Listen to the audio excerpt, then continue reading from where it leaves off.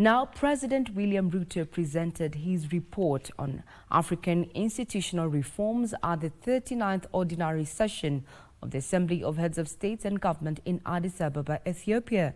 The report recommends scaling up of the African Union Peace Fund from the current $400 million to $1 billion, strengthening preemptive diplomacy and mediation, closing the early warning and early response gap, reinforcing norms against unconstitutional changes of government, and revitalizing Pan-African solidarity. Here's Abdiaziz Hashim with the details.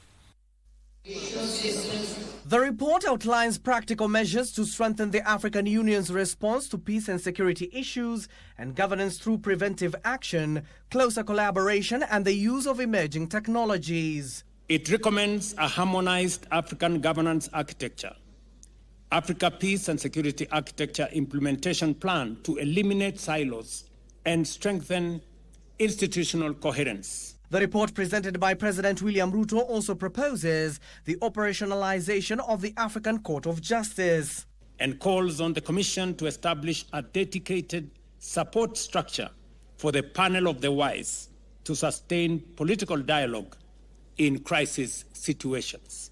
It further proposes scaling the Peace Fund from $400 million to $1 billion. The president once more intensified his call for Africa to have a fair representation on the United Nations Security Council. Addressing a meeting of the African Union's Committee of 10 Heads of State and Government on the reform of the UN Security Council on the sidelines of the 39th AU Summit in Addis Ababa, Ethiopia, Ruto stated it is time to address this grave injustice to make the UN inclusive and fit for purpose.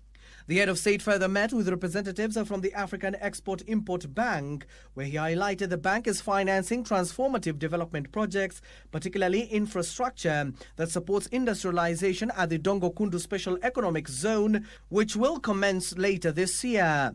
Finally, President William Ruto has reaffirmed Kenya's commitment to deepening cooperation with the Green Climate Fund as the country seeks to scale up financing for climate-resilient agriculture and low-carbon development.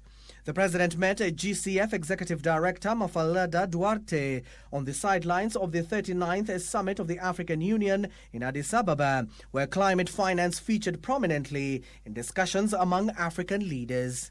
This remains critical because Africa continues to face disproportionate climate impacts, despite contributing the least to global emissions. Abdiaziz Hashim for Sunday Express.